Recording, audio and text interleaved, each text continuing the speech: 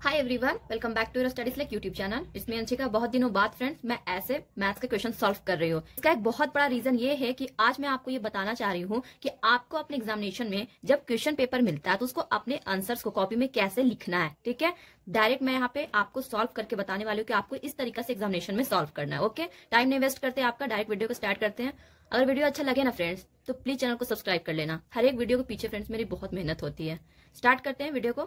समझ लो फ्रेंड्स कि ये आपका क्वेश्चन पेपर है। ओके, तो इस क्वेश्चन पेपर में आपका ये सेक्शन ई वाला क्वेश्चन आ गया। इस सेक्शन ई में ये पहले मैं बता दूं कि क्वेश्चन आपका कहाँ पूछा गया था। 2022 के केस स्टडी वाला क्वेश्चन है, 4 नंबर का ये क्वेश्चन है। ठीक है, क्वेश्चन नंबर 37 था। सबसे पहले क्वेश्चन ही मैंने यहाँ पे केस स्टडी वाला लिया है। ठीक है, TV tower stand vertically on the ground from a point A on the ground the angle of elevation of the top of tower point B is 60 degree. मतलब कि एंगल ऑफ एलिवेशन वाला कुछ question पूछ रहा है। एक tower है and वहां से एक एंगल बन रहा है। ठीक है, आगे पढ़ते हैं। There is a point C on the tower which is 78 metre above the ground. ठीक है, टावर इतना मीटर ग्राउंड अबव है। The angle of elevation of point C from point A is found to be 30 degree. Okay, उसके बाद हमें यहाँ पे question पूछा है ए में draw well level figure based on information given above. इसके लिए हमें 2 मार्क्स मिलेंगे। जो इन्फॉर्मेशन गिवन है उस पर हमें फिगर ड्रॉ करना है। फिगर ड्रॉ करेंगे तभी क्वेश्चन बनेगा। नेक्स्ट है find the height of tower and the distance of tower from point ए। इसके लिए हमें 2 मार्क्स मिलेंगे। ठीक है, अब क्वेश्चन को सॉल्व कैसे करें तो जैसे जैसे बोला है फ्रेंड्स हम वैसे वैसे ड्रॉ करते जाएंगे। ठीक है, जो हम फिगर बनाएंगे वो मैं पेंसिल से बनाऊंगी, पेन से नहीं। अगर गलत हो गया तो मैं इरेज कर पाऊंगी। ठीक है, तो मान लीजिए फ्रेंड्स कि आपका आंसर शीट है। ठीक है, इस पे आप आंसर लिखने वाले हो अपना। तो सबसे पहले आप क्या करोगे, आप पेन से यहाँ पे लिखोगे सेक्शन ई। ठीक है, थोड़ा बड़ा लिखना, यहाँ पे छोटा लिख दिए, ध्यान नहीं रहा। ठीक है, उसके बाद फिर आप यहाँ पे इस टाइप का सेक्शन ई भी बड़ा लिखना, क्वेश्चन नंबर 37। ठीक है, अब यहाँ पे इसका सॉल्यूशन करना स्टार्ट कर देंगे। सॉल्यूशन भी मैं इस तरह से एग्जाम में लिखती हूँ। उसके बाद यहाँ से सॉल्व करना स्टार्ट करेंगे। मैंने पहले फिगर बनाना है तो स्केल ले लेते हैं। तो हमारे क्वेश्चन में जैसे जैसे बोल रहा है फ्रेंड्स वैसे वैसे ड्रॉ करते जाएंगे। सबसे पहले बोला है कि ग्राउंड से हमारा एंगल ऑफ एलिवेशन बन रहा है। सबसे पहले हम ग्राउंड लेते हैं, तो एक फिगर बनाना है हमें। तो इससे मान लेते हैं, मुझे नहीं पता कि हाइट कितनी जाने वाली है इसलिए मैं थोड़ा बड़ा बनाऊंगी। ठीक है, तो यहां से मैं पेंसिल से इस तरह का मैंने ग्राउंड बना लिया। ठीक है, अब यहाँ पे एक टावर वर्टिकली स्टैंड है फ्रॉम पॉइंट ए पॉइंट से हमारा एंगल ऑफ एलिवेशन बन रहा है टावर के टॉप पॉइंट बी पे 60 डिग्री का।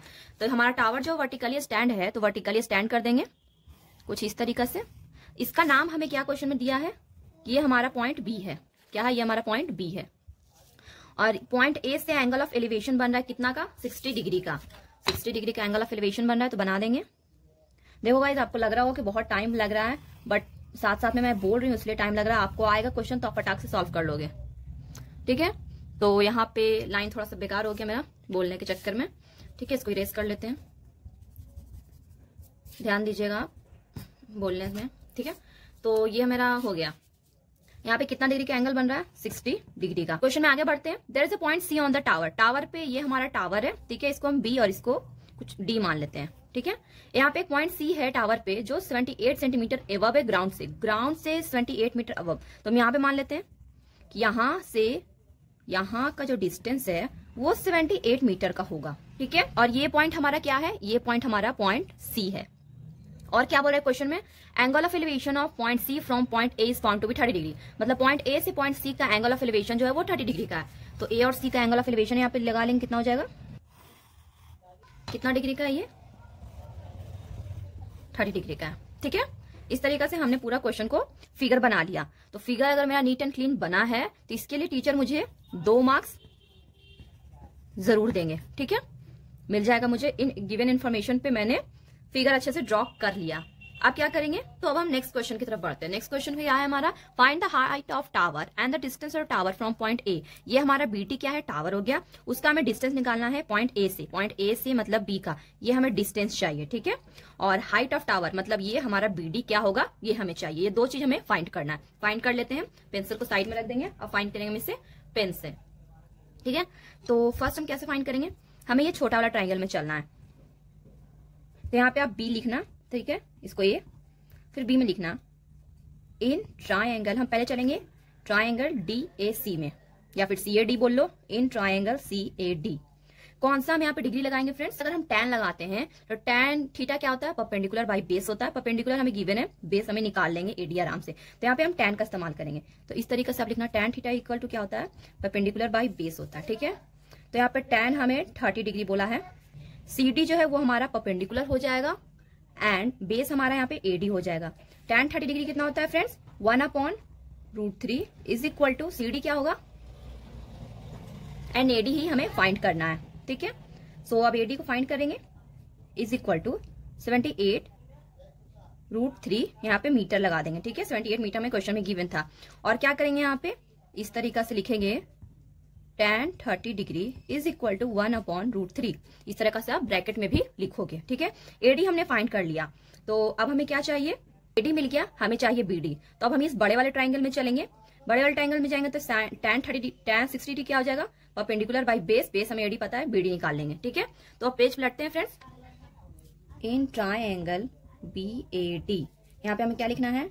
tan theta is equal to perpendicular by base होता है। यहाँ पे क्या है हमारा? tan है जो 60 डिग्री है, परपेंडिकुलर हमारा BD है एंड बेस हमारा AD है। सही है, मिला लेते हैं एक बार।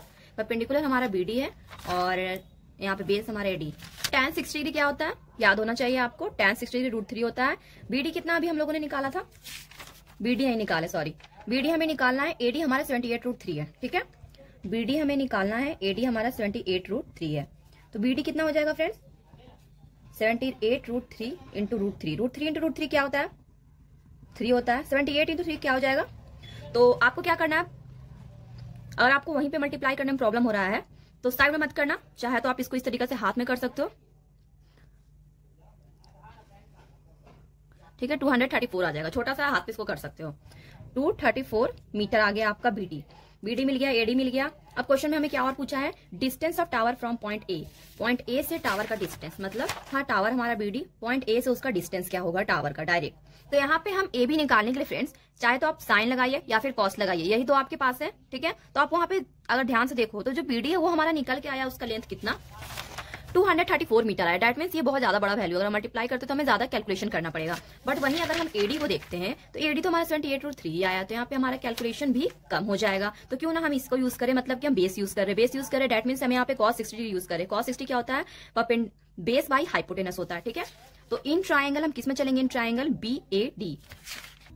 इन ट्राइंगल BAD क्या हम लगा रहे हैं? cos theta is equal to base by hypotenuse. Cos यहाँ पे 60 डिग्री है, बेस आपका AD है एंड हाइपोटेनस आपका कौन सा होगा? AB। सब कुछ करेक्ट है, चेक कर लेना है। AB हमारा बेस है, AD हमारा बेस है और AB हमारा हाइपोटेनस है, बिल्कुल करेक्ट, ठीक है। cos 60 कितना होता है फ्रेंड्स? तो आपका 1/2 इज इक्वल टू AD कितना है? AD हमारा 78√3 है, ठीक है। और AB हमें निकालने बोला है, एक बार चेक कर लेंगे। AD हमारा, मैं चेक कर लेती हूँ कंफर्म करने के लिए। AD हमारा 78√3 ये है, बिल्कुल सही, ठीक है। AB हमें फाइंड करना है। AB क्या हो जाएगा? 78√3 इंटू 2। 78 इंटू 2 करना है, 78 इंटू 2, ठीक है। 8 to the 16, 7 to the 14 और 1 15, 156 हो जाएगा। 156√3 मीटर। अगर आपको क्वेश्चन में √3 इज इक्वल टू 1.73 देगा तो आप यहाँ पे मल्टीप्लाई कर सकते हो। अदरवाइज इस क्वेश्चन में जो आपको 2022 में पूछा गया उसमें √3 का वैल्यू इतना नहीं दिया हुआ है, ठीक है। तो एज इट इज मैं छोड़ दूंगी और यही हमारा आंसर आ जाएगा, ठीक है। टीचर में फुल मार्क्स देंगे, cos 60 है। इस तरह से आप ब्रैकेट में cos 60 degree is equal to 1/2 लिख सकते हो, ठीक है। एंड यहाँ पे tan 30 degree is equal to tan 60 degree is equal to √3 bracket में डाल के लिख सकते हो, ठीक है। इस तरीके से आप पूरा कैलकुलेशन करोगे। आई होप कि आपको समझ आ गया होगा फ्रेंड्स। तो इसको करने से फ्रेंड्स आपको 2 मार्क्स और मिल गए, ठीक है। आई होप कि आपको समझ आ गया होगा कि और आपका पेपर, मेरा देखो यहाँ पे प्रेजेंटेशन फ्रेंड्स क्या नीट एंड क्लीन लग रहा है? कहीं भी कुछ गंदा लग रहा है फ्रेंड्स? मैंने बस रफ लैंग्वेज में लिखा है, कोई एकदम बहुत सुंदर गोल गोल करने नहीं गई मैं। इतना क्लियर से लिखोगे टीचर खुश रहेंगे, ठीक है। एकदम सुंदर हैंड राइटिंग, वहाँ पे राइटिंग कॉम्पिटिशन नहीं हो रहा है, आपका सिलेक्शन नहीं लेना है वहाँ पे। आपको क्लियर होना चाहिए, सारे आंसर विजुअल होने चाहिए अच्छे से, टीचर देखो गुस्सा ना आए उनको, ठीक है। अब मैं एक और क्वेश्चन आपको सिंपल से सॉल्व करके बताती हूँ, 3 मार्क्स वाला। चलो, तो मान लीजिए कि आपके क्वेश्चन पेपर में ये आपका क्वेश्चन पेपर आया सेक्शन D वाला, ठीक है। सेक्शन D में आपका ये 2020 का क्वेश्चन है फ्रेंड्स, ठीक है। क्वेश्चन नंबर 28, 3 मार्क्स का ये क्वेश्चन है। Prove that cosec theta upon this plus this is equal to 2 sec square theta आपको प्रूव करना है। कैसे प्रूव करोगे आप? उसके बाद फिर यहाँ पे हम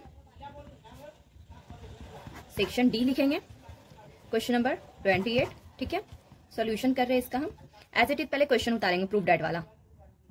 cosec theta upon cosec theta -1 plus cosec theta upon cosec theta plus 1 is equal to 2 sec square theta, ठीक है। क्वेश्चन को साइड करो।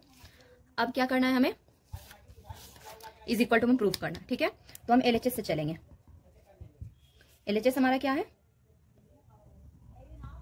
Cosec theta upon cosec theta minus 1 cosec theta upon cosec theta plus 1। ठीक है, यहाँ पे हमें कुछ दिख नहीं रहा, फॉर्मूला पुट करने के लिए डायरेक्ट एलसीएम ले लेंगे। Cosec theta minus 1 into cosec theta plus 1। ठीक है, मल्टीप्लाई कर लेते हैं इसको, तो क्या आ जाएगा, ये ऊपर मल्टीप्लाई हो जाएगा, cosec theta into cosec theta plus 1 plus plus as it is, उसके बाद कॉसेक थीटा इंटू माइनस वाला मल्टीप्लाई में हो जाएगा। ठीक है, ये इतना आ गया। तो अब क्या कर लेंगे फ्रेंड्स, यहाँ पे भी कॉसेक थीटा, यहाँ पे भी कॉसेक थीटा, मल्टीप्लाई करने के बजाय क्यों ना आप कॉमन कर लो, ये बेस्ट रहेगा। ऑलवेज ध्यान रखना, जहां पे कॉमन हो रहा है कॉमन करके निकाल लेना उसको साइड में फ्रेंड्स, कैलकुलेशन आसान हो जाएगा। कॉसेक थीटा में यहाँ पे कॉमन करके बाहर निकालेंगे। ठीक है, तो अंदर क्या बचेगा, cosec theta plus 1 plus cosec theta minus 1 upon, ये क्या बन रहा है हमारा, a plus B into A minus B का हमारा ये फॉर्मूला क्रिएट हो रहा है। ये बन जाएगा क्या हमारा, A square minus B square. यहाँ पे साइड में आप लिख देना a plus B into A minus B is equal to A square minus B square. ठीक है, साइड में जरूर लिखना। उसके बाद क्या करेंगे हम, यहाँ पे प्लस 1 माइनस 1 कैंसिल कर देंगे, अंदर क्या हो जाएगा, cosec theta plus cosec theta 2 cosec theta, cosec theta 2 cosec theta upon cosec square theta minus 1। ठीक है, कॉसेक क्या हो जाएगा यहाँ पे 2 कॉसेक स्क्वायर थीटा। अब ये फॉर्मूला बताओ क्या होता है, कॉसेक स्क्वायर थीटा माइनस 1 क्या होता है, कॉट स्क्वायर थीटा होता है। कैसे होगा वो भी यहाँ पे लिख देंगे, 1 प्लस, सॉरी फ्रेंड्स एक लाइन ऊपर हो गया, cot square theta is equal to cosec square theta. ठीक है, इसलिए cot square theta is equal to cosec square theta minus 1 हो जाएगा। ठीक है, ब्रैकेट देके अच्छे से लिख लेना, सॉरी यहाँ पे थोड़ा सा अच्छे से मैं नहीं लिख पाई, स्पेस कम था। ठीक है, अच्छे से लिख लेना, 2 cosec square theta upon cot square theta आ गया। अब क्या करेंगे आगे, नेक्स्ट पेज में चलते हैं, यहाँ पे जगह नहीं बचा है, तो हम क्या करेंगे, 2 cosec square theta into cot square theta को क्या हम, कॉट थीटा इक्वल टू क्या होता है friend, cos theta upon sine theta होता है। तो क्या अगर हम इसका स्क्वायर करते हैं कॉट स्क्वायर थीटा, तो क्या ये cos square theta upon sine square theta हो जाएगा, बिल्कुल होगा। ठीक है, साइड में लिखना 1 अपॉन क्या हो जाएगा, cos square theta upon sine square theta, ये साइन नीचे में ऊपर हो जाए, ऊपर चला जाएगा, 2 cosec square theta into sine square theta upon cos square theta. ठीक है, साइन इंटू कॉस क्या होता है, cosec theta is equal to 1 होता है। तो क्या इसका स्क्वायर 1 नहीं होगा, बिल्कुल होगा। ठीक है, तो यहाँ पे क्या हो जाएगा, 2 into 1 upon cos square theta. ठीक है, 1 अपॉन कॉस स्क्वायर क्या होता है, सेक स्क्वायर थीटा हो जाएगा, मतलब सेक स्क्वायर थीटा हो जाएगा। 2 इंटू सेक स्क्वायर मतलब 2 सेक स्क्वायर थीटा।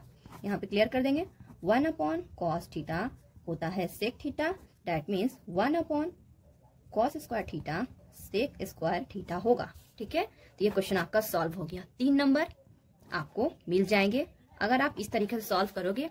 अगर मेरा कॉपी गंदा लग रहा हो फ्रेंड्स तो बताना, कॉपी आपका इस तरह से नीट एंड क्लीन होना चाहिए, बिल्कुल सही स्पेस दिया हुआ है, कहीं पे कुछ ज्यादा नहीं छोड़े, टीचर को ये नहीं लगेगा देख के कि ये बच्चा तो छोड़ छोड़ के भाग रहा है, बस कॉपी भरने में पड़ा है।